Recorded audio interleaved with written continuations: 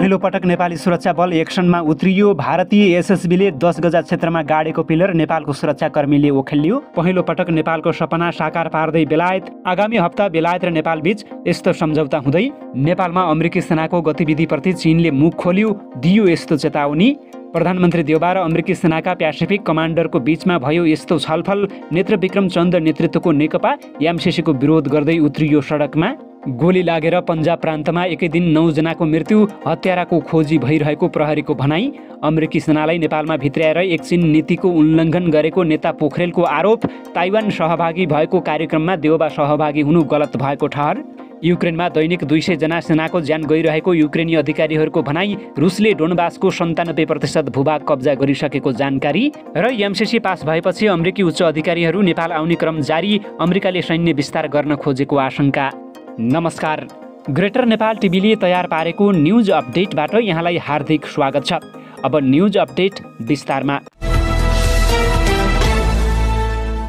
10 गजा क्षेत्रको जमिन कब्जा गर्न भारतीय सशस्त्र सीमा बल एसएसबीको संरक्षणमा भारतीय सशस्त्र वन रक्षकले कञ्चनपुरको दोधारा चाँदनी स्थित गाडेको पिलरलाई नेपाली सशस्त्र प्रहरीको बोर्डर आउटपोस्ट बीओपीबाट खटिएको टोलीले उनीहरूले गाडेको पिलर हटाएको छ। नेपाली सुरक्षाकर्मीले उक्त पिलर हटाएपछि उनीहरूबीच भनाभनको स्थिति सिर्जना भएको थियो। यो विषयमा सशस्त्र प्रहरी प्रधान कार्यालयले गृह मन्त्रालयलाई जानकारी गराएको थियो।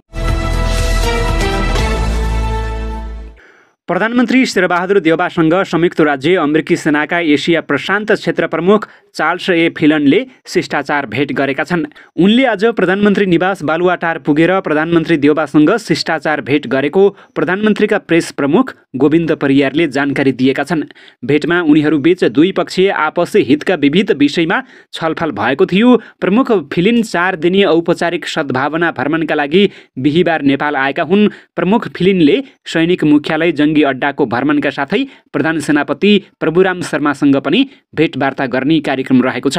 नेपाल बसाइका क्रममा उनले नेपालले राष्ट्रसङ्घीय शान्ति सेनामा पुर्याइरहेको भूमिकाको प्रशंसा गर्दै वीरेन्द्र शान्ति कार्य तालिम केन्द्र अवलोकन तथा विपद पूर्व तयारी प्रतिकार्य तथा मानवीय सहायताका क्षेत्रमा अमेरिकी सहयोगका विविध विषयमा पनि छलफल गर्ने जनाइएको छ।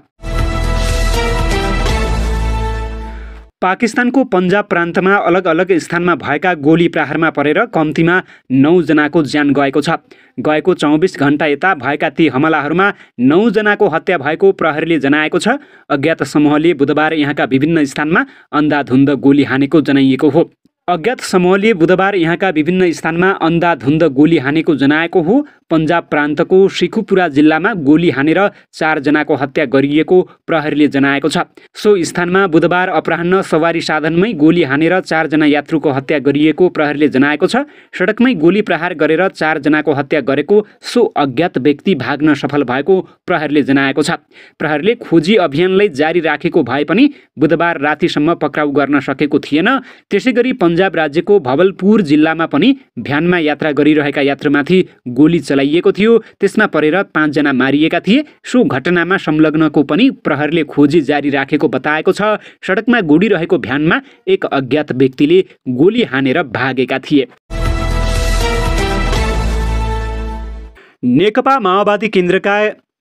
नेकपा माओवादी केन्द्रका सांसद गिरिराजमणि पोखरेलले नेपालको एक चीन नीतिप्रति आशंका पैदा भएको बताएका छन्।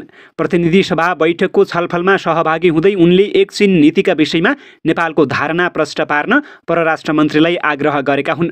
बैठकमा परराष्ट्र मन्त्री डाक्टर नारायण खड्गा सहभागी भएका छन्। एक चीन नीतिप्रति 2 घटनाले शङ्का गर्ने ठाउँ पैदा भएको उनको भनाइरहेको छ। अमेरिकी उपसहायक मन्त्री उज्रा जियाको शरणार्थी शिविरको भ्रमण र लोकतन्त्र सम्मेलनमा प्रधानमन्त्री शेरबहादुर देउबा सहभागी हुनुले शङ्का उब्जिएको उनको भनाइरहेको छ।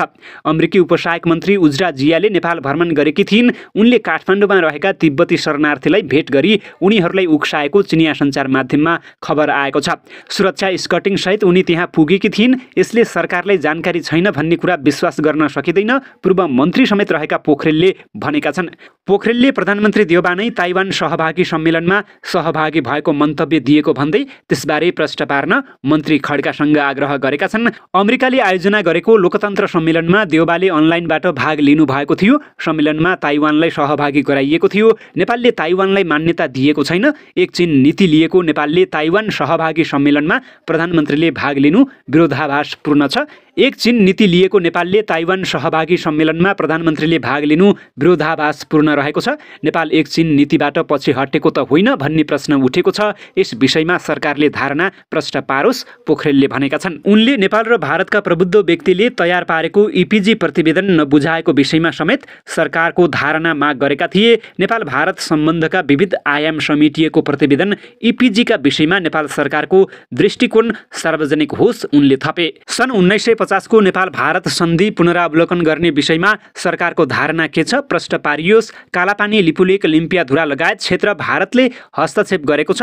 अन्य क्षेत्रमा पनि अतिक्रमण भएको छ। यसबारे सरकारले के गरिरहेको छ त्यसबारे सरकारले प्रश्न पारोस्, उनले भनेका छन्। युक्रेनमा दैनिक 100 देखि 200 सैनिकले ज्यान गुमाइरहेको एकजना वरिष्ठ युक्रेनी अधिकारीले जनाएका छन्।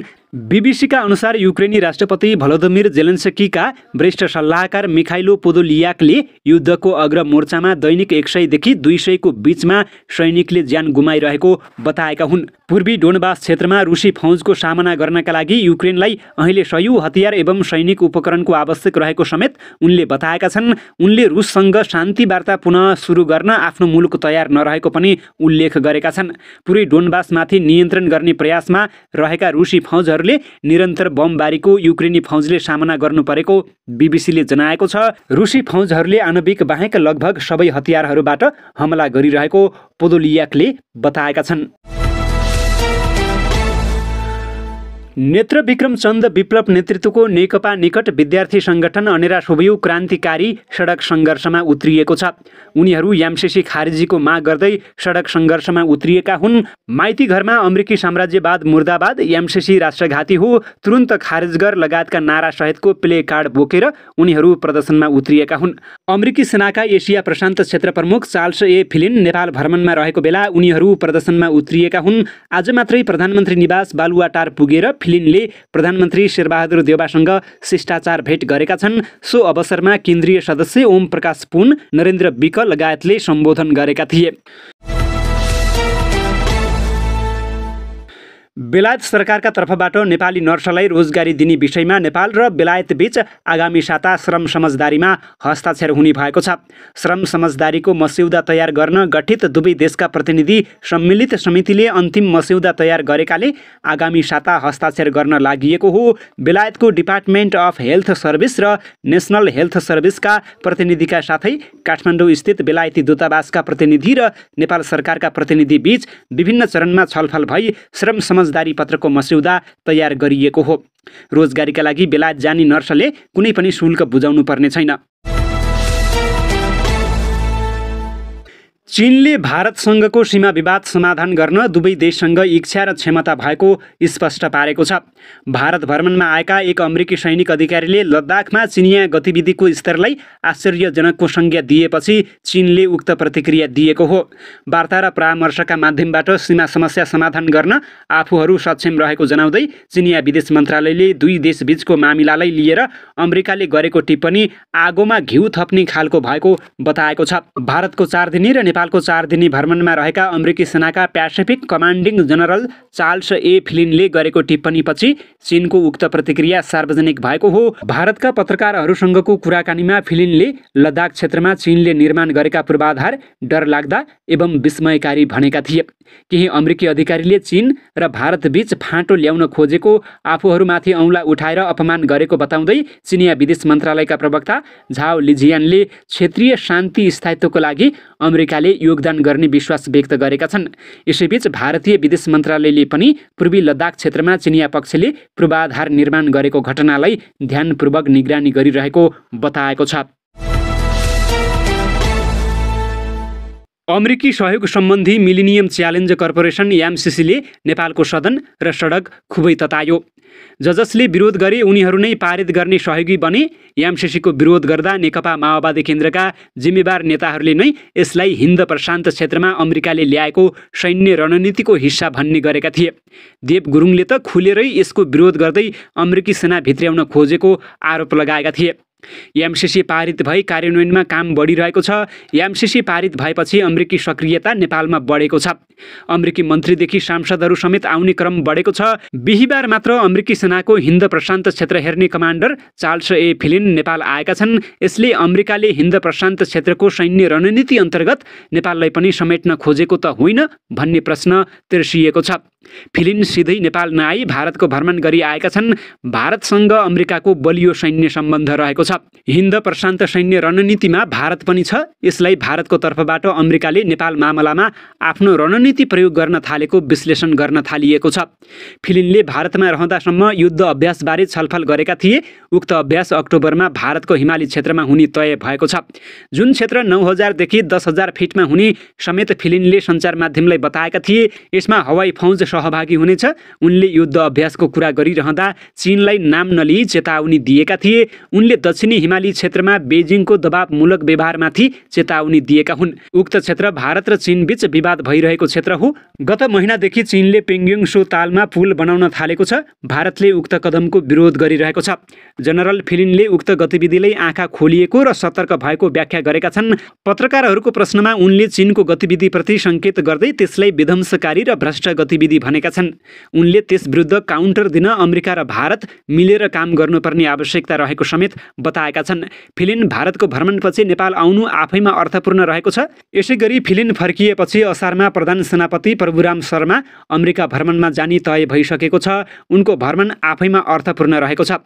एकातर्फ फिलिनको भ्रमणमा चीनले चासो दिइरहेको छ भने शर्मा अमेरिका जान लाग्दा पनि चीनको चासो रहेको छ। विगतमा चीनका जर्नेलहरूको नेपाल आवत जावत बाक्लो थियो। अहिले चीनका जर्नेलहरूको ठाउँमा अमेरिकीहरूको आवत जावत बढ्न थालेको छ। नेपालमा चीनको प्रभाव घटेको र अमेरिकाको बढेको घटनाको रूपमा यसलाई लिन थालिएको छ।